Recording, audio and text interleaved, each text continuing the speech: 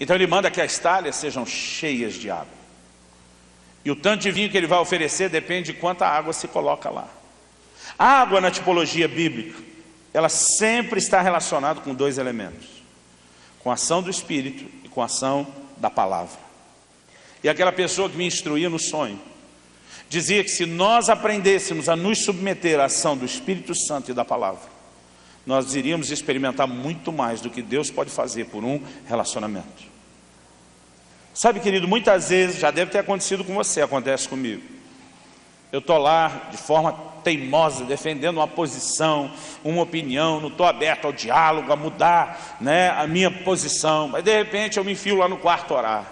E lá eu estou me rendendo a Deus, me entregando ao mover do Espírito Santo. E às vezes no auge daquele momento de quebrantamento, Ele fala para mim: você está errado. Às vezes dá vontade de dizer: o senhor vai ficar do lado dela? É isso? Mas, querido, o Espírito Santo quer nos conduzir a um lugar de quebrantamento. Se eu e você vivêssemos o fruto do Espírito, irmão, ia ser difícil e complicado brigar. Aliás, a Bíblia dá muitas boas dicas. Por exemplo, Provérbios 15:1. Hoje eu entendo porque papai e mamãe colocaram um quadrinho na nossa cozinha com Provérbios 15:1. Não era só para nós, os filhos, quando a gente discutia, era para eles também. A Bíblia diz que a resposta branda desvia o furor, mas a palavra dura suscita a ira. A forma como nós falamos um com o outro, que ele já pode mudar tudo.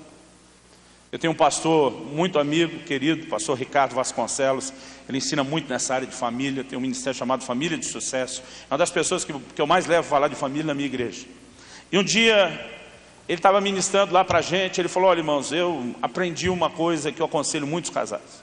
Quando estourar uma briga, quem quer abortar logo essa briga tem um jeito de fazer isso depressa. É só olhar para o outro que está mais bravo e dizer: eu amo você e eu nunca vou me separar de você. Na hora a gente riu daquilo e tal, eu esqueci aquilo completamente. Teve um dia que eu estava tendo uma conversa mais quente com a minha esposa, uma comunhão mais exagerada. Ela olhou para mim e ela disse assim: eu amo você e eu nunca vou separar de você. Eu falei: eu também te amo, vou separar de você, mas não é disso que nós estamos falando. Mas, irmão, já deu uma quebrada. Ela disse: mas eu amo você, eu nunca vou... Eu falei: eu também te amo, para de fazer isso, que a briga está perdendo a graça. Ela falou: essa é a ideia. Irmão, se a gente tivesse essa ação contínua de Deus, a qual nós precisamos nos submeter, as coisas seriam diferentes. A própria questão da palavra, querido. Você já viu quando alguém está ofendido com outra pessoa, quanto ele quer defender os direitos? Um dia eu sentei com um e ele pregava para mim: porque a palavra de Deus diz que na igreja vocês devem julgar os casos, e essa pessoa fez isso, isso, isso comigo, eu exijo que esse caso seja julgado. E foi dando versículo atrás de versículo e tal. Eu falei: irmão, tudo isso você falou, está certo. Mas antes de chamar o irmão para julgar o caso de vocês, deixa eu te dizer o seguinte: a mesma Bíblia também diz para você dar outra face, também diz para você andar a segunda milha, também diz para você entregar a túnica junto com a capa, também diz para você perdoar. Eu falei: por que você não está se agarrando a essa parte da Bíblia? Eu lembro que ele olhou e falou: pois é, tem essa, né? Eu falei: tem essa também. Sabe, querido, nós precisamos nos submeter mais à ação do Espírito e da palavra. Quanto mais água na minha e na sua vida, mais vinho o Senhor pode trazer. Amém? Jesus não cavou as talhas, Jesus não encheu elas de água. Mas de acordo com aquilo que fizeram, Ele pôde colocar vinho. Eu entendo, querido, que se eu e você nos dispusermos a viver uma vida cheia do Espírito, cheia da palavra, nós vamos nos surpreender com quanta coisa Deus vai poder fazer no nosso próprio casamento, no nosso relacionamento. Você pode dizer amém? Já é essa hora mesmo?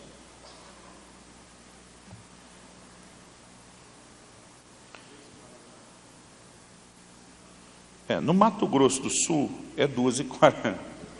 Outro dia eu brinquei assim, outro falou assim: mas na Europa. Eu falei: tá bom, já entendi. Deixa eu acelerar isso. Eu quero falar um pouco do resultado. Nós falamos do processo, que envolve então entender o elemento humano, as talhas, a água, que é nossa responsabilidade de colocar. Mas eu queria que você pensasse um pouco comigo no resultado. A Bíblia fala duas coisas sobre o resultado daquele milagre. Em primeiro lugar, diz que o mestre Salo, o cara encarregado da festa, que não está sabendo o que aconteceu, a Bíblia diz que os serventes levam para ele a água que foi transformada em vinho. No momento que ele prova, que ele bebe a água, não sei como foi, deixa eu aproveitar para tomar água também. Ele fica impressionado com o quê? Com a qualidade do vinho. Ele diz, tem algo diferente nessa festa. E aí ele fala do que um bom judeu fazia para economizar dinheiro na festa. Ele diz, primeiro se serve o vinho melhor. Depois que a turma saboreou e já começou a ficar empolgado ou alegre, substitui-se pelo inferior, que é o mais barato. Mas ele diz, esse noivo fez o contrário. Esse noivo deixou o melhor vinho para o fim. E o Messala está dizendo que aquele vinho do milagre era muito melhor do que o vinho que havia antes.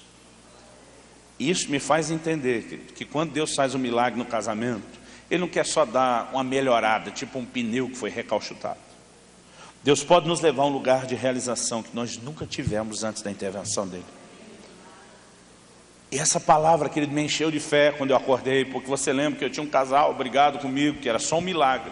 Eu lembro que eu fiz uma promessa para Deus, eu falei, Deus, se funcionar um milagre nesses dois, eu vou crer para qualquer caso pro resto da vida. Porque eu dizia para Deus, eu não consigo imaginar que esses dois possam se acertar um dia. Mas é impressionante quando eles testemunham aquilo que Deus fez, eles dizem, a nossa vida hoje é muito melhor depois do milagre de Deus do que aquilo que a gente tinha quando estava apaixonado, quando estava na lua de mel, quando estava no começo. Nós precisamos entender, querido, o nível de realização que Deus deseja trazer para os matrimônios. A segunda coisa é que a Bíblia diz que com esse, Jesus deu início aos seus sinais. A Bíblia diz que Ele manifestou a sua glória. E a Bíblia diz que os seus discípulos creram. Quando Deus opera um milagre, a glória dele pode se manifestar. E a razão pela qual Deus quer fazer um milagre no meio do seu casamento, que não é apenas porque Ele ama a mim e a você. Não é apenas porque Ele quer que eu e você tenhamos realização. Vai além disso, muito além disso. Deus quer fazer da minha e da sua vida, Deus quer fazer dos nossos casamentos uma verdadeira vitrine, onde os outros possam enxergar aquilo que Ele pode fazer. As pessoas podem vir a crer, querido, por causa daquilo que Ele está fazendo na nossa história. E eu louvo a Deus, querido, porque você ter a graça de Deus e o Senhor agindo na sua casa faz toda a diferença. Eu e minha esposa tivemos o privilégio de levar várias pessoas que trabalharam na nossa casa a entregar suas vidas a Jesus. Sabe por quê? Elas diziam para a gente, vocês têm algo diferente. A gente dizia, temos. O que vocês têm de diferente? E aí a porta estava escancarada para a gente falar de algo, querido, que não era só tentar convencer a pessoa, está vendo aquela diferença lá. Nós estamos vivendo um tempo e um lugar, um momento na história da igreja. Se nós permitirmos que Deus traga grandes transformações nas nossas casas e famílias, nós vamos ter muita gente querendo experimentar o poder desse Deus que agiu na minha e na sua vida, sem que a gente precise falar demais. Eu tenho um casal na minha igreja, ela se converteu, né? Ele tinha separado dela, é uma história assim longa, complicada, mas ele acabou depois também se convertendo, voltando para casa, reataram o relacionamento, passaram a viver de uma forma como nunca viveram antes da separação. E chamava a atenção de todos os amigos, de toda a família. E todo mundo quando chegava disse, cara, o que aconteceu? Eu dizia, você pode não acreditar, mas eu encontrei Jesus. O cara dizia para ele, nós temos que acreditar, porque você nunca valeu nada. Você nunca teria feito um casamento funcionar. A gente sabia que ia desmoronar quando desmoronou. Ele diz, mas ver você reatar e ver vocês vivendo bem como nunca viveram, a turma diz, tem que ser um milagre. E eles têm ganhado muita gente para Jesus. Porque quando nós permitimos que Deus faça algo, não é apenas a gente está lutando pelo melhor para nós, é muito mais do que isso. Vai ser bom para nós e vai ser bênção para os outros. Você pode dizer amém? Eu quero que você fique em pé, nós vamos orar. Eu estou correndo um pouco porque eu resolvi dividir meu tempo e dar 2 palavras mais curtas. Então não acabou ainda, tá? Eu gostaria de orar pelos casamentos. Mesmo os solteiros, fiquem de pé que nós vamos orar pelo seu futuro casamento, aleluia.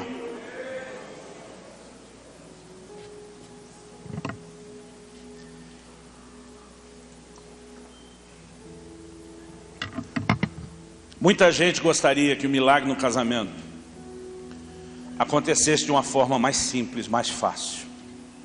Mas eu quero te dizer que ele nunca vai ser tão simples ou tão fácil como a maioria quer. Não adianta só a gente botar a mão na sua cabeça, abençoar e dizer está feito. Não é assim que funciona. Se você quer o vinho que só ele, o Senhor, pode trazer, você vai ter que convidá-lo para ser parte do seu relacionamento. Ele quer isso desde o início da criação.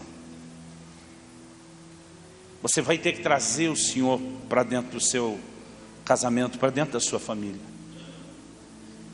Nós precisamos aprender, querido, a buscar o Senhor em família. Precisamos aprender a orar juntos. Eu me lembro de um dia que estava muito difícil, eu e minha esposa conversar sem a coisa começar a engrossar, e parece que a gente não ia chegar em lugar nenhum. E a gente decidiu parar.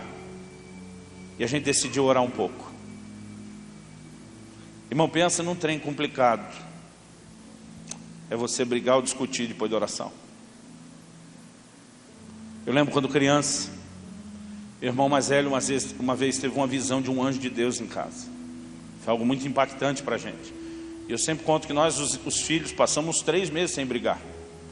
E cada vez que a gente se estranhava, a gente lembrava do anjo. O anjo, Deus está vendo, deixa quieto, deixa quieto. Pensa num negócio que desanimava. E quando nós temos essa consciência da presença do Senhor, até a forma de se tratar muda, querido. Você entende o que eu estou dizendo? Mas trazer o Senhor para dentro, convidar o Senhor Jesus. Eu lembro que eu estava muito constrangido quando eu comecei a atender esse casal que nós levamos a viagem com a gente brigando. Porque eles iam abrindo tanta sujeira da vida deles. E a gente tinha que se expor a coisas que deveriam ser tão íntimas num casal. Eu dizia, Deus, ninguém tinha que entrar na vida dos outros do jeito que nós estamos entrando. Até isso, enquanto eu dormia, me foi dito. A Bíblia diz que Jesus foi convidado para o casamento e os seus discípulos com ele. E o Senhor me disse, aonde eu entro, os meus discípulos devem poder entrar junto. Há momentos, querido, onde para que o Senhor entre no seu casamento, você vai ter que se abrir à influência de alguns discípulos dele. Gente como essa que está de camisa preta com a manga laranja, que vai entrar com ele para te ajudar, que vai poder fazer diferença na sua vida. E muitas vezes as pessoas não querem admitir que existe um problema. A verdade é que cultivar a presença do Senhor Jesus não deveria ser só por causa de um problema. Deveria ser para nem ter problema. E eu queria dizer para você, querido, isso é fácil, não é? Vai requerer da sua parte atenção, dedicação, esforço, entrega, diligência. Como também talhar a pedra não é fácil. Como também se manter cheio de água não é fácil. Mas deixa eu te dizer uma coisa. Em nome de muita gente, centenas de pessoas que eu tenho acompanhado nesses 19 anos, vale a pena. Quando esse vinho, que é muito melhor do que o anterior, se manifesta, é a hora onde você não tem dúvida de que valeu a pena lutar por esse casamento. E eu quero que a gente possa levantar um clamor a Deus, não só por nós os que estamos aqui. Eu quero que nós levantemos um clamor a Deus pela igreja, para que Deus faça algo poderoso na vida das famílias, nos casamentos. Mas eu quero também que você possa se expor. E se você está aqui na condição de casado, né? Então os dois, marido e mulher, eu gostaria que vocês orassem juntos.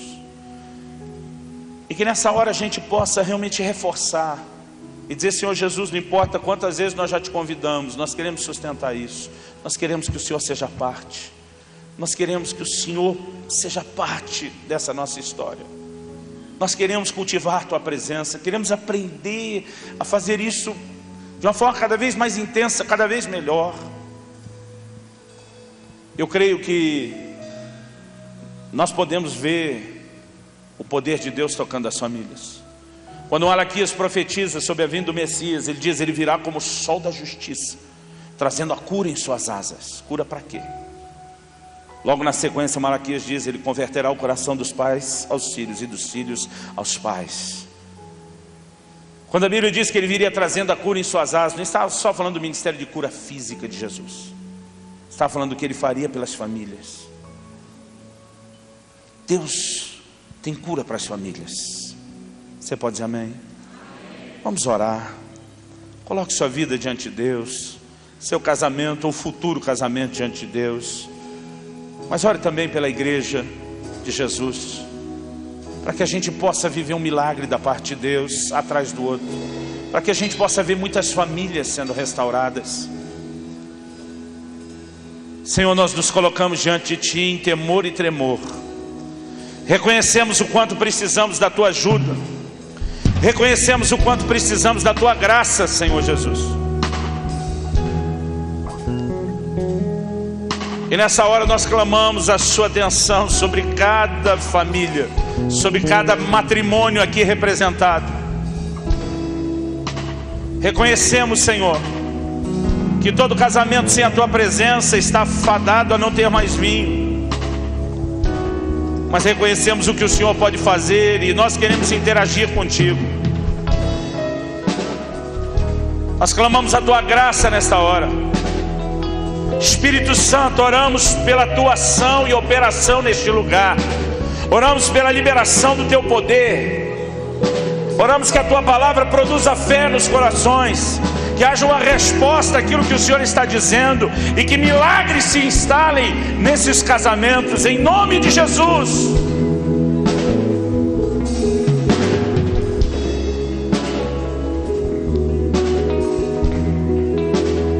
Estende a Tua mão, Senhor, estende o Teu favor. Nós queremos entrar nesse processo do milagre, interagindo contigo, permitindo-nos ser mais talhados, nos enchendo de água, mas sabendo que a Tua presença fará diferença. E nós clamamos por isso em nome de Jesus.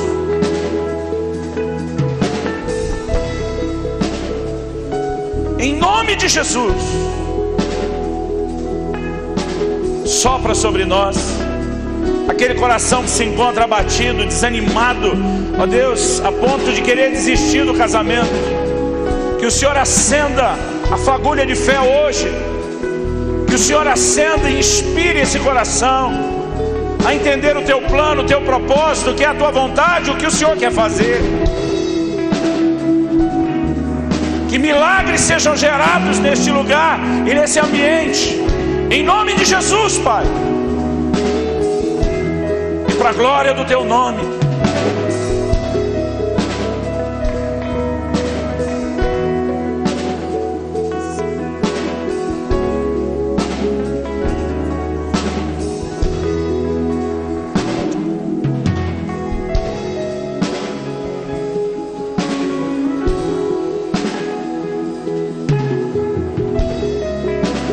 Colocamos os nossos olhos em Ti, Senhor.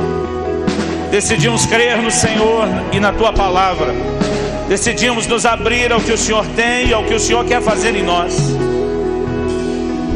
Manifesta a Tua graça. Manifesta a Tua graça de uma forma especial nas nossas vidas. Nós oramos em nome de Jesus. Em nome de Jesus. Para a glória de Deus. Se você crê e concorda, diga amém. Se você recebe essa palavra, diga amém.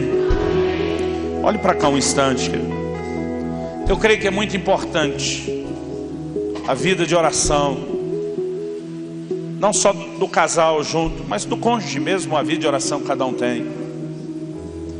Mas eu também não sou desses que espiritualiza tudo, não. A Bíblia fala de momentos, querido, onde só orar não funciona. Quando eu falo isso, alguns me olham, a Bíblia fala isso, a Bíblia fala isso. Em 1 Coríntios, no capítulo 7, no versículo 5, Paulo falando da vida íntima do casal, ele diz: não vos priveis, não vos negueis um ao outro, a não ser, aí ele coloca a única exceção, o casal dá um tempo, no momento lá do avivamento. Ele diz: a não ser por um pequeno período de tempo, não muito. Ele diz, com mútuo consentimento, os dois têm que estar de acordo. E ele diz assim, para se dedicar à oração. Mas a razão pela qual que ele diz, mesmo de acordo e com mútuo consentimento, não ser muito tempo, a razão pela qual ele diz isso, ele termina dizendo assim, para que Satanás não vos tente por causa da incontinência. A expressão incontinência é a falta de controle sobre o desejo. Sabe o que Paulo está dizendo? Se o casal ficar só orando e não se entregar um ao outro, o diabo vai conseguir um lugar para explorar a falta de controle de um dos dois. Eu não sei se já parou para pensar nisso, mas a Bíblia diz: se o casal chorar, irmão, o diabo vai ter lugar. Significa que para deixar o diabo do lado de fora, a gente ora, mas a gente não ora só.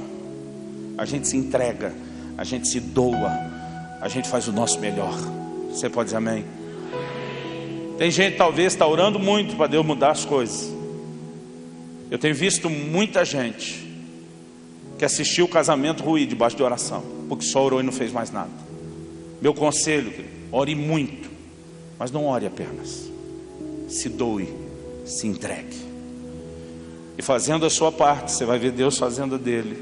E nós vamos ver muitos milagres mais acontecendo. Você pode dizer amém?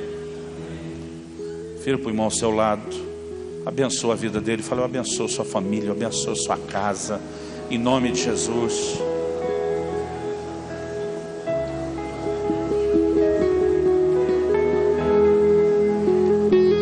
Pode abençoar mais de um se quiser.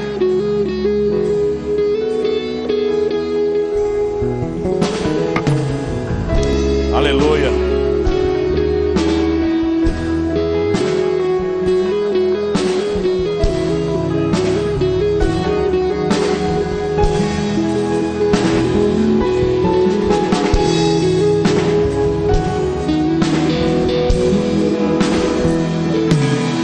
Aleluia. Você pode sentar. Deixa eu fazer uma pergunta. Quem me dá mais 10 minutos? 10, 20, 30, 40, 50, ok. Não. Uma meia horinha. Vocês me dão uma meia horinha para eu falar uma coisa a mais? Vira para o irmão ao seu lado. Fala para ele: não esquece o meu presente. Fala para ele: deixa Deus te usar, vaso.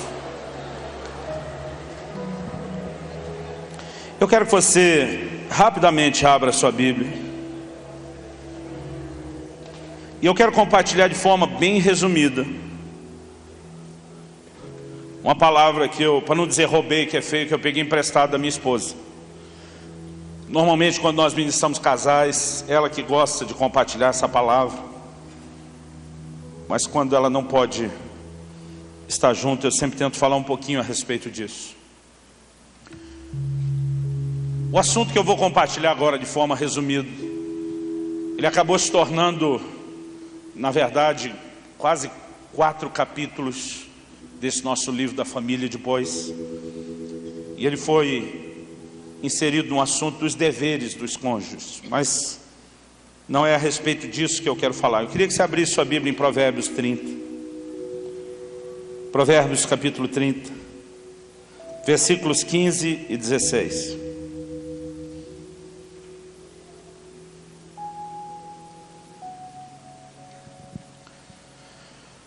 O texto sagrado diz assim: a sanguessuga tem 2 filhas, a saber, dá. Há 3 coisas que nunca se fartam, sim 4 que não dizem basta. Elas são a sepultura, a madre estéril, a terra que não se farta de água e o fogo que nunca diz basta. A Bíblia começa falando aqui da sanguessuga e diz que ela tem 2 filhas e chama suas filhas de dá. A sanguessuga é um verme parasita. E a definição, uma das definições do parasita é que parasitas são organismos que vivem em associação com outros, dos quais retiram os meios para a sua sobrevivência, normalmente prejudicando o organismo hospedeiro, um processo conhecido por parasitismo. Todas as doenças infecciosas, infestações de animais e das plantas são causados por seres considerados, em última análise, parasitas. O efeito de um parasita no hospedeiro pode ser mínimo, sem lhe afetar as funções vitais, como é o caso dos piolhos, até poder causar a sua morte, como é o caso de muitos vírus e bactérias patogênicas. Então a Bíblia se refere à sanguessuga, que é um tipo de parasita que diz que tem 2 filhas, dá. Em outras palavras, a Bíblia está falando de uma mentalidade de sugar o outro, de viver sugando força e energia do outro. Então nesse contexto, o texto de Provérbios fala de 3, depois ele diz 4 coisas que nunca dizem basta. Diz a sepultura, não importa quanta gente já morreu, vai continuar enchendo. E diz a madre estéril, né? A mulher que não conseguiu ter filhos ou perdeu, ela não para, ela não desiste de tentar. Ele diz: a terra que não se farta de água e o fogo que nunca diz basta. Enquanto tem combustível, vai haver a combustão. E é com essa visão, se vocês quiserem sentar um pouquinho. Mas pode ficar, não tem nenhum problema. Obrigado. Uma salva de palmas para eles, irmão.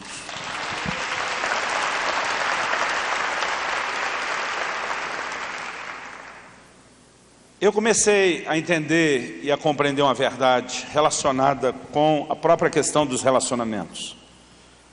A Bíblia é um livro, querido, de relacionamentos. Se você olhar os 10 mandamentos, 4 deles falam da nossa relação com Deus, 6 deles falam da nossa relação uns com os outros. E a Bíblia diz em Romanos 12 que nós precisamos nos transformar pela renovação da nossa mente. O ser humano é egoísta por natureza. Você não precisa ensinar uma criança a agarrar um brinquedo e dizer: é meu, é meu. Isso já por natureza vai se manifestar. E o problema é que há uma mentalidade humana, egoísta, nos relacionamentos, que é uma mentalidade parasita. E se nós não destruirmos essa mentalidade parasita, e não substituirmos ela pela mentalidade divina, que daqui a pouco nós vamos falar que é diferente, nós nunca vamos deixar de ter problema nos relacionamentos. Eu acredito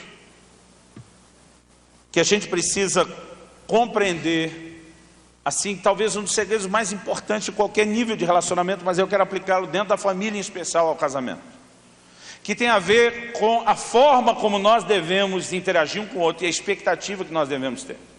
Hoje em dia eu vejo muita gente, que está ali falando: pastor, eu quero casar. Normalmente eu gosto de perguntar: por que você quer casar? A maioria diz: porque eu quero ser feliz. Mas eu aprendi a dizer para eles uma frase. Normalmente digo para as pessoas: se você quer ser feliz, não case. A gente fala isso para os nossos jovens, às vezes eles ficam olhando assustados: pastor, o senhor está querendo dizer que não existe alegria no casamento? Não, acabei de pregar que Deus pode trazer muita alegria e realização. O que nós precisamos entender é a mentalidade com a qual se entra no casamento. Ninguém deveria entrar no casamento para ser feliz. Isso é mentalidade parasita. Eu preciso usar você para satisfazer todos os meus anseios e necessidades. Nós deveríamos entrar no casamento para fazer alguém feliz. E isso faz toda a diferença. No livro de Deuteronômio, no capítulo 24, no versículo 5, Deus diz assim: o homem casado, recém-casado, durante 1 ano não vai sair à guerra, vai ficar em casa. Por quê?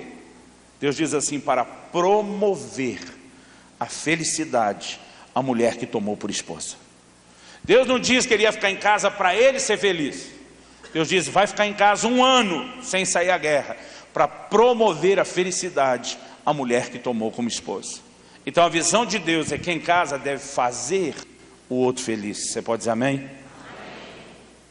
Outro dia uma pessoa, porque às vezes as pessoas estão ouvindo a pregação e elas ouvem o que querem.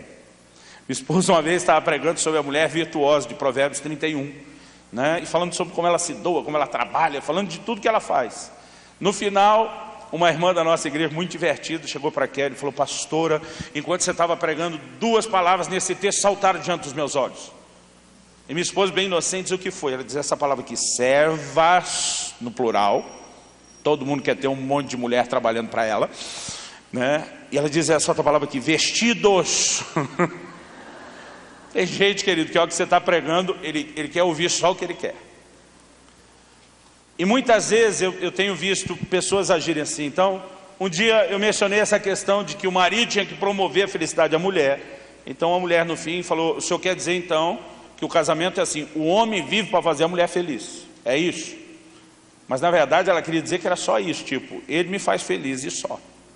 Eu falei: olha, tem um outro texto que diz que Deus olhou para o homem só, falou: não é bom ele estar só, vou fazer alguém que lhe ajude, que lhe auxilie. Eu falei: tem um outro texto que diz também: a mulher foi criada para viver em função do homem. Um deve viver em função do outro. Essa é a verdade. E a gente deveria aprender, querido, a ter a mentalidade correta de doação, a mentalidade correta de entrega. Paulo diz em 1 Coríntios 7, nos versículos 33 e 34, que o homem solteiro cuida de como agradar o Senhor, mas o homem casado cuida de como agradar a sua esposa. E a mulher casada cuida de como agradar o marido. Irmão, esse é um dos versículos prediletos meu da Bíblia. Normalmente a parte disso, minha mulher tem que me agradar. Quando diz que eu tenho que agradar elas, verdade. A gente não pode agir dessa forma. A gente tem que olhar para esse texto e dizer, não, esse é o plano de Deus, eu vivo para agradá-la, ela vive para me agradar. E se um doa-se ao outro, em vez de tentar usar o outro para a sua satisfação, nós vamos entrar num lugar muito mais profundo de realização. Você pode dizer amém? Alguns anos atrás, eu li um livro e eu percebi que ele usava, não muito diferente do que eu estou falando, mas numa linha parecida, esse mesmo argumento do parasitismo. Eu li um livro do Craig Hill chamado Duas Pulgas e Nenhum Cachorro. Ele diz que muita gente entra no casamento com a mentalidade de pulga, achando que o futuro cônjuge é o cachorrão, que ele como pulga vai sugar tudo que pode. Irmão, é por isso que você vê tanta confusão. Aí você vê o marido e a esposa brigando, porque ele quer jogar futebol e ela não quer que ele jogue. Você tem que ficar comigo, todo dia você tem que ficar comigo. Você é o meu cachorro, eu tenho que sugar você o tempo todo, você não pode sair de perto de mim. E normalmente a gente diz, ei, se você se interessa pelo outro, você vai, encorajar o outro a ter o seu momento de alegria, de diversão e realização. Agora, esses camaradas também que jogam futebol 5, 6 dias por semana, precisam se converter e ficar mais dentro de casa, não vão para outro extremo, Mas há muitas situações que a gente percebe que as pessoas estão olhando, projetando, dizendo, vai me fazer feliz. Agora, se os dois estão pensando isso, quando eles casam, eles descobrem que eram duas pulgas e não tinha nenhum cachorro. Tem dois parasitas, irmão, e não tem nenhum hospedeiro. E essa mentalidade parasita precisa ser quebrada, ela precisa ser mudada e precisa ser substituída pela mentalidade de Deus. Qual a mentalidade de Deus? Em Filipenses, no capítulo 2, no versículo 4. Filipenses, capítulo 2, versículo 4. A Bíblia diz assim, não tenha cada um em vista o que é propriamente seu, senão também cada qual o que é dos outros. Eu quero ler o mesmo versículo da NVI, a Nova Versão Internacional. Cada um cuide não somente dos seus interesses, mas também dos interesses dos outros. A mentalidade de Deus, diferente da mentalidade parasita, é quando o meu interesse deixa de vir em primeiro lugar e o foco começa a se ajustar no interesse do outro. Então eu estou decidido a ser não o parasita, eu estou decidido a ser o hospedeiro, se for necessário. Essa é a mentalidade de Deus. Em 1 Coríntios, no capítulo 7, no versículo 3, a Bíblia diz, o marido pague a sua esposa o que lhe é devido, e semelhantemente a mulher pague ao marido o que lhe é devido. A palavra foi traduzida ali como é devido, é a mesma palavra usada para falar de qualquer dívida de natureza física e material. Obviamente a Bíblia está falando dos deveres que os cônjuges têm uns para com os outros, mas tem muita gente que casa, irmão, achando que só tem direito. Na maior parte das discussões, o que as pessoas estão cobrando? Os seus direitos. Você não vê as pessoas discutir por causa dos deveres. Eu não tenho sido um bom marido porque eu não estou cumprindo os deveres. A mulher, não, eu estou pior do que você porque eu estou cumprindo bem menos os meus deveres.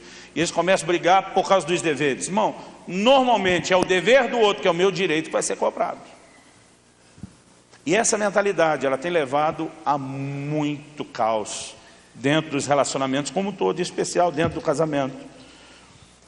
O Senhor Jesus ensinou algo, quando os discípulos estavam naquela coisa de quem é o maior entre nós. Jesus diz, ei, vocês não deviam estar com essa mentalidade. Ele diz, maior é aquele que serve. Jesus deu um exemplo de uma liderança servidora. E ele diz, é desse jeito que vocês têm que agir. Vocês não têm que viver para ser servido, vocês têm que viver para servir. E quando nós começamos a adotar, querido, essa mentalidade, os relacionamentos se tornam funcionais, se tornam uma grande bênção.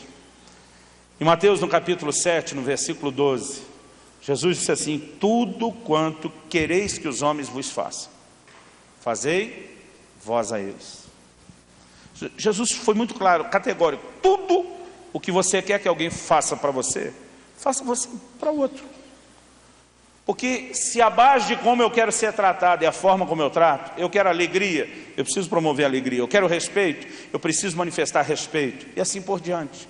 Se essa é a forma como nós decidimos andar e caminhar, as coisas vão ser diferentes. Você pode dizer amém?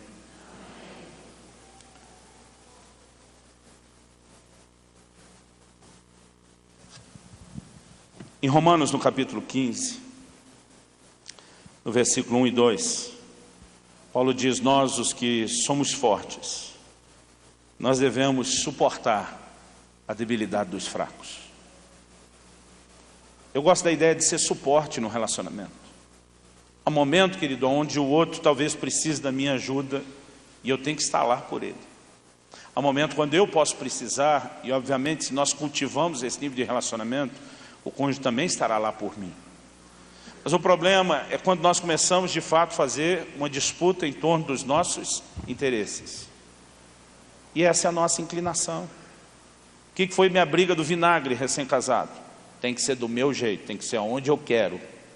E quando nós estamos focados só em nós mesmos? Eu tenho um pastor amigo que diz que teve uma briga pior do que a minha na primeira compra no supermercado. Eles entraram com o carrinho no corredor onde estava o óleo. E disse que ele foi para um lado, numa prateleira, pegar um óleo de soja, e quando ele volta, a mulher está vindo do outro lado, da outra prateleira, com óleo de milho na mão. Ele olhou e falou: o que é isso? Ela falou: óleo. Ele falou: mas é de milho. Ela disse: sim. Ele falou: mas minha mãe sempre cozinhou com óleo de soja. Ela falou: e a minha com óleo de milho. Ele falou: mas eu gosto de óleo de soja. Ela falou: então peço para sua mãe cozinhar para você. E aí, irmão, o tempo já estava fechado. Sabe, quando cada um começa a tentar defender o que é o seu interesse, irmão, com dois interesses diferentes, isso é um cabo de guerra, alguém vai perder. A coisa nunca vai terminar bem. Agora, quando nós aprendemos a abrir mão e viver em função dos interesses do outro, e ser suporte para o outro, isso vai fazer toda a diferença. Você pode dizer amém? Em 1 Coríntios 13, a partir do versículo 4, a Bíblia fala que o amor é paciente, o amor é bondoso, não inveja, não se vangloria, não se orgulha, não maltrata, não procura os seus interesses. Repita isso comigo: não procura seus interesses. A Bíblia diz: não se ira facilmente, não guarda rancor. O amor não se alegra com a injustiça, mas se alegra com a verdade. Tudo sofre, tudo crê, tudo espera, tudo suporta. O amor nunca perece, mas as profecias aparecerão, as línguas cessarão, o conhecimento passará. Quando a Bíblia está falando desse amor, querido, não é só o amor, aquela paixão que você sentiu, que te levou a casar. Aqui está falando do amor perfeito, do amor do tipo de Deus, do amor ágape. E é por isso que nós precisamos dessa presença de Deus continuamente em nós e no nosso matrimônio, porque Ele é a fonte desse amor. Romanos 5,5 diz que o amor de Deus é derramado em nossos corações pelo Espírito Santo. Só existe uma forma de vivermos esse amor que tudo sofre, tudo crê, tudo suporta, né? Tudo espera. É quando nós estamos nos deixando ser abastecidos pela ação e pela presença de Deus. E essa mentalidade vai sendo construída. Em Atos 20:35, Paulo, citando o Senhor Jesus, ele diz que mais bem-aventurada coisa é dar do que receber. Essa é a mentalidade de Deus. Enquanto a gente tentar viver família, querido, na contramão dessa mentalidade, nós vamos ter problemas. Pode ter aconselhamento, pode ter curso, pode ter um monte de coisa. Se você não reprogramar a sua maneira de pensar a família, vai ser difícil viver do jeito de Deus. Então nós precisamos trazer a presença do Senhor, como falamos, sim, porque ela é a fonte. Mas para que o Senhor possa se manifestar através de nós precisamos corrigir a nossa forma de pensar. Um dia desse, meu filho, ele é 3 anos mais velho que minha filha, ele reclamou, falou: pai, eu tento ser um bom irmão, eu tento agradar a Alissa, minha irmã, mas ela é meio folgada, pai. Ela, sabe, se eu faço uma coisa que ela pede, ela vai pedir outra, se eu faço a outra, ela vai, e não para. Eu falei: filho, vai treinando, que um dia você vai casar, meu filho. Eu falei: se você entrar com a mentalidade de só quero agradar um tanto e uma hora chega, eu falei, vai ser complicado. Ele falou: mas pai, vai ser assim a vida inteira. Mas é bom, filho. Ele falou: mas como que é bom? Eu falei: é bom porque quando você cria essa cultura, você está fazendo e a outra pessoa também está fazendo. Eu falei: o senhor pode ter essa conversa com ela para ela me agradar? Mas nós precisamos criar essa cultura, essa forma de pensar do jeito de Deus. Você pode dizer amém? Eu queria fazer isso de forma rápida, eu não queria estender tanto essa segunda palavra, mas eu queria que a gente orasse um pouquinho mais por isso. Eu creio que toda palavra deve ser recebida e acolhida sempre debaixo de oração. Deixa eu compartilhar um testemunho para você. Quando minha esposa Kelly ficou grávida do Israel, meu primeiro filho, na verdade não foi quando ela ficou grávida, depois de ter dado à luz, ela passou por um momento de uma certa crise. Eu lembro quando nós começamos a conversar sobre nosso relacionamento, a orar, eu falei, olha, você precisa pensar bem, se você quer mesmo casar comigo. Falei para ela, eu não posso lhe prometer uma vida normal. Eu quero saber se você gosta de viajar, que eu vou rodar o mundo. Ela dizia, não, eu já nasci com a mochilinha nas costas, com mochileira desde que nasci. Ela dizia, eu amo isso. Agora na virada do ano, eu passei com a minha família 1 mês e meio, né, na Europa. Nós somos em 17 países. Passei de dia, pregação de noite. Foi algo precioso, né? Mas assim, meus filhos já nasceram com as rodinhas no pé. Eles já estão treinados nisso desde cedo. Eu falei, tem algumas coisas que a gente precisa conversar. E eu falei, uma delas é o chamado para o ministério. Eu falei para elas hoje, eu falei, hoje eu estou morando a 700 quilômetros de distância dos meus pais. E se você decidir casar comigo, vai ser quase a mesma distância dos seus pais, porque nossos pais moram perto. Eu não posso prometer para você que depois de um tempo a gente muda. Eu não posso dizer que a gente fica aqui para sempre. Eu não posso te garantir que Deus não vai me mandar para um outro lugar, para um outro país. Mas se você casar comigo, você vai ter que andar de acordo com o versículo. Para onde tu fores, irei eu. Aonde tu repousares, repousarei eu. Eu falei, então pensa bem, se é isso que você quer, se é isso que Deus tem para a sua vida, porque eu realmente vou precisar do seu empenho. E ela realmente se dedicou muito desde o início. Já na fase do namoro e noivado, antes do casamento, ela mudou para a minha cidade 1 ano antes do casamento, porque ela não queria perder 1 ano da faculdade, mas também queria já ir se ajustando, se adaptando. E eu sempre vi a disposição dela de se entregar, né, de abrir mão de algumas coisas que sonhou e dizer, eu me anulo para estar nisso. Mas no momento que meu filho nasceu, ela entrou numa crise. Ela sentou um dia na minha frente, ela disse assim, eu sei tudo que nós conversamos. E você me disse exatamente como seria. Ela diz, não é fácil ficar longe dos meus pais, mas até hoje para mim foi relativamente fácil aguentar isso.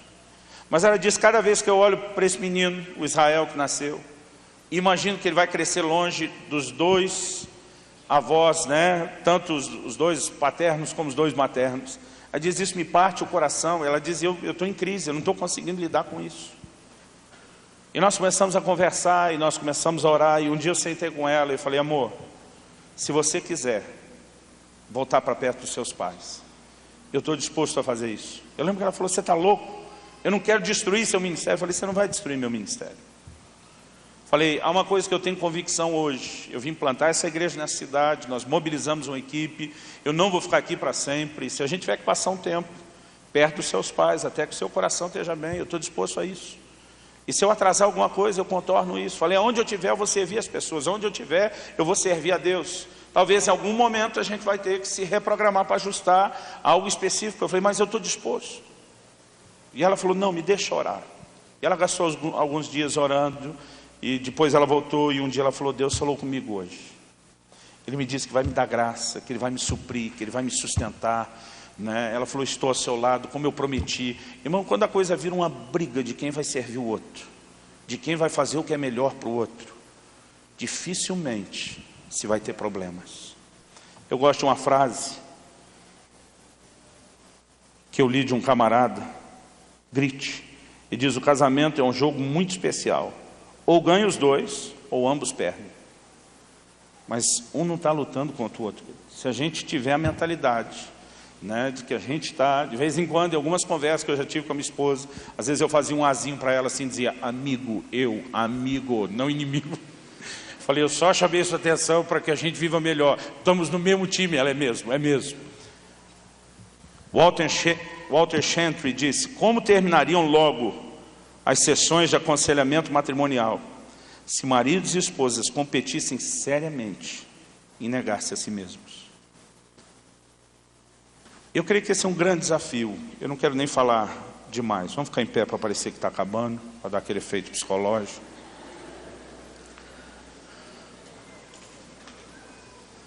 Mas eu quero que você considere bastante isso. Nós falamos bastante coisa nesses dias. Foram 3 longos dias, graças a Deus, de um bom depósito sendo transbordado. Mas eu deixei essas 2 últimas palavras por fim de propósito.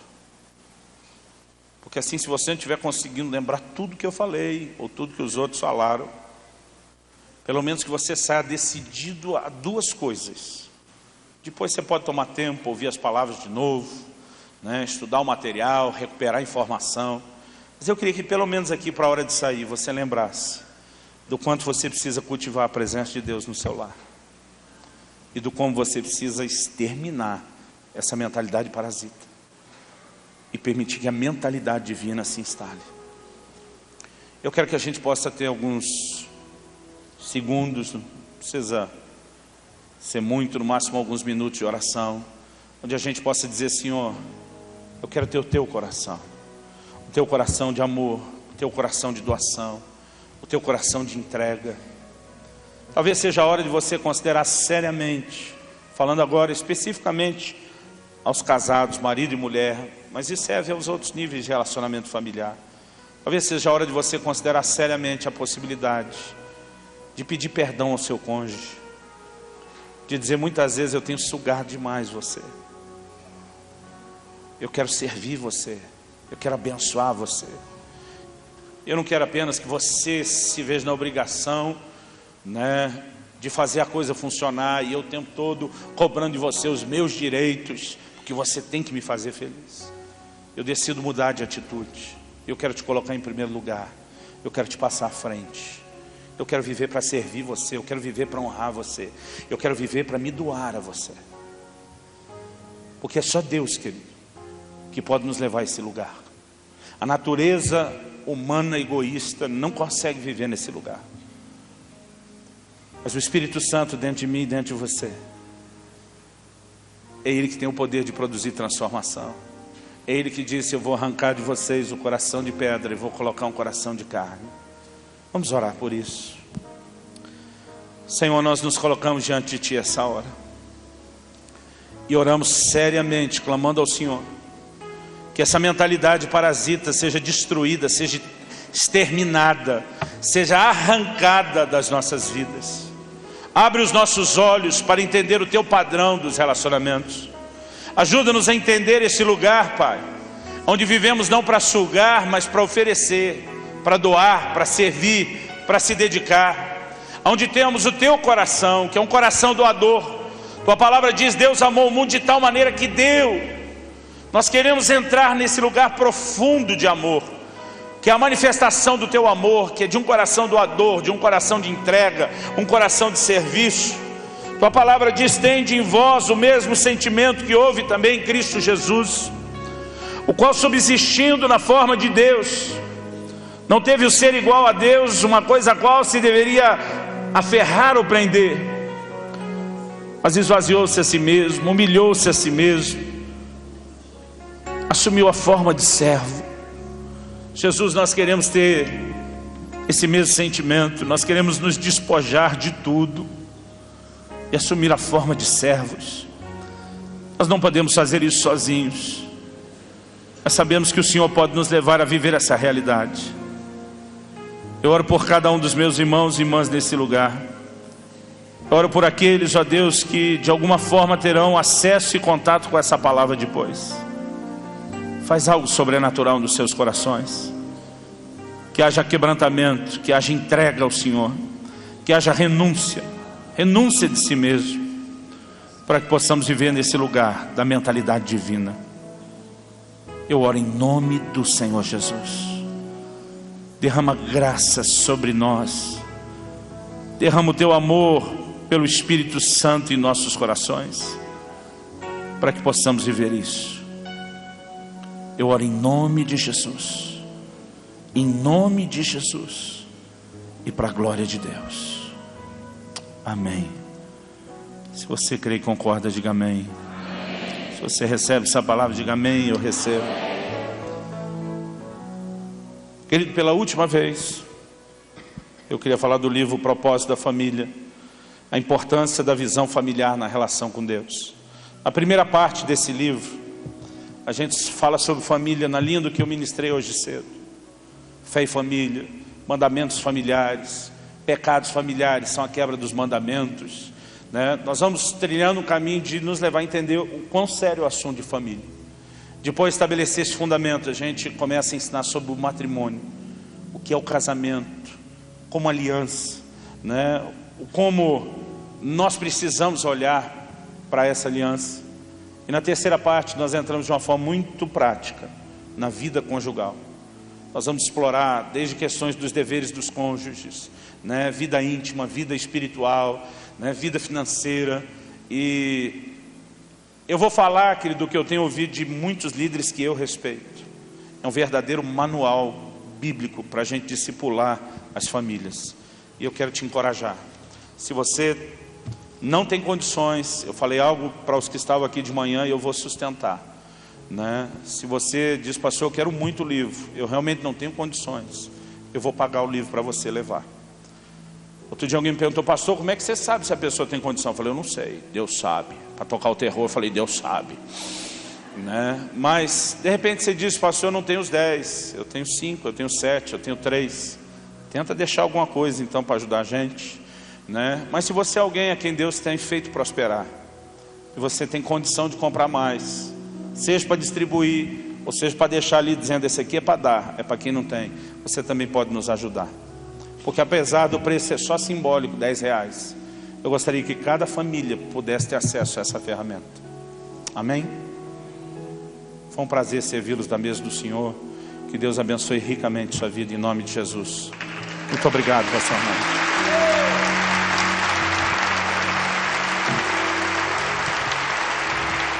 Quero te dar um abraço aqui. Nosso muito obrigado. Que coisa maravilhosa, né? Parece que a gente já se conhece há muito tempo, né? Deus é tremendo. Vamos aplaudir o Senhor com toda a nossa vontade. Oh, aleluia. Graças damos a Deus, bendizemos ao Senhor, aleluia, amém. Pode ficar em pé, nós já vamos orar, terminando, né? Será que você pode dizer, né? Mas nós vamos ter mais. Nós vamos continuar esse congresso na próxima quinta-feira, 19h30, lá no tabernáculo. Você é nosso convidado. Quem não está acostumado a vir, já se prepare para se acostumar. Toda quinta-feira, 19h30. E hoje nós acabamos de mudar o nome do culto. Não vou nem dizer qual era o anterior. Então ele se chama culto, o quê? Família em Foco. Meu Deus, nós vamos focar na família. Nós vamos ver, né, nossa vida, a casa, as famílias da igreja. Daqui a pouco é Belo Horizonte. Nós temos que impactar essa cidade com a nossa vida mudada, transformada, né? Pais, mães, filhos, maridos, esposas, filhos, né, desses pais abençoados e transformados. Amém? Glória a Deus. Então já fizemos os agradecimentos. Eu quero só acrescentar algo aqui que a gente esqueceu, ficou para trás. A equipe médica, Dr. Jorge, Dr. Wilson, Dra. Ana Ruth e as enfermeiras, Deus abençoe vocês, nosso muito obrigado. Outra coisa importantíssima, todas as palavras foram gravadas e você pode ir à Seara Livraria e adquirir essas palavras gravadas, tá? Você pode levar, assistir de novo, meditar, pensar e aí se quebrantar agora em casa, né? Chama a esposa, chama os filhos, né? Ou entra no teu quarto sozinho e ali faça uma oração tremenda, né? Pede a Deus para entrar na sua vida e fazer uma grande mudança. Amém? Quando você sair, então, olha, ali você pode fazer inscrições para o curso Casados para Sempre na Tenda da Bênção. Se você não fizer hoje, você pode fazer todos os domingos pela manhã, lá na Praça da Fonte, ou no culto Família em Foco, na quinta-feira, às 19h30, ou na Casa Pastoral. Outro curso importantíssimo. que é o curso da Escola de Pais, são pais grávidos. Esse curso é excelente para o marinheiro de primeira viagem. Mas os de segunda, terceira, quarta, quinta também, né? Mas assim, é tremendo isso aqui. Esse curso é aquele que ensina papai e mamãe trocar a fraldinha do bebê e ensina tantas outras coisas, a identificar o chorinho do bebê, né? Então vai lá para você aprender como é que atola o dedo na fraldinha do neném, quando você não sabe ainda, né? Que lá vem o primeiro. Então, tá. O curso vai começar no dia 8/6 e vai até 20/7, tá? É um curso prático, é um negócio assim maravilhoso. Então você pode fazer também agora na Tenda da Bênção ou na casa pastoral, durante a semana você pode fazer inscrição. Tudo bem? Então os DVDs, repetindo, lá na Seara Livraria você pode estar vendo. Se não tiver, encomende, vai ser preparado para você, tá? Então passe agora, né? Pegue a sua graninha, vai lá. E eu estava ali pensando, nós vamos fazer algo, quem quiser, né? Quem quiser levar mais para presentear, se você quiser levar uma caixa inteira, eu não sei quantos livros tem numa caixa. Quantos livros tem na caixa? Ninguém responde. Tem 50 livros na caixa. Se você quiser levar uma caixa fechada, você ainda vai receber lá 10% de desconto, para você presentear pessoas, amigos, né? Outras pessoas maravilhosas. Eu queria ainda, pastor Luciano, só mais um momentinho aqui. Nós queremos te dar um presente aqui. Você vai receber das mãos da minha esposa esse presente. E eu queria que ficasse registrado aí com a câmera, né? A entrega desse presente. Então vem cá, que é melhor aqui.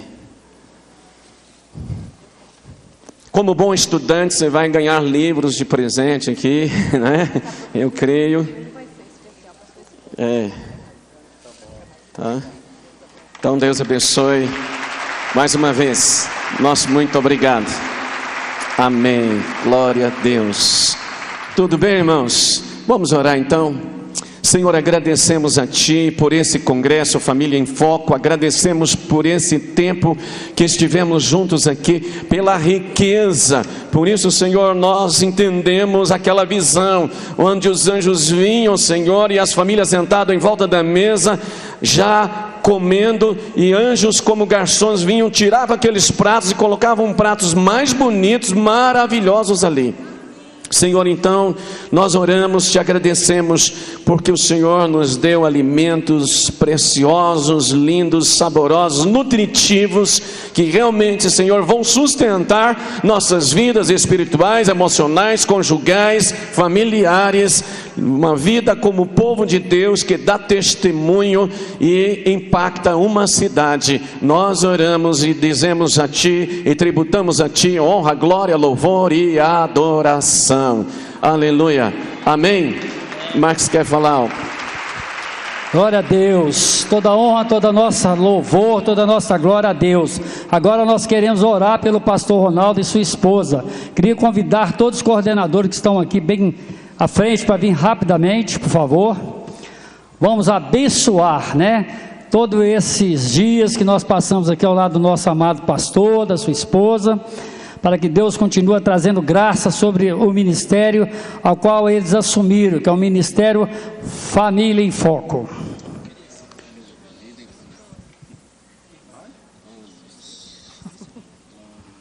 Amém. Vocês aí, estendam suas mãos.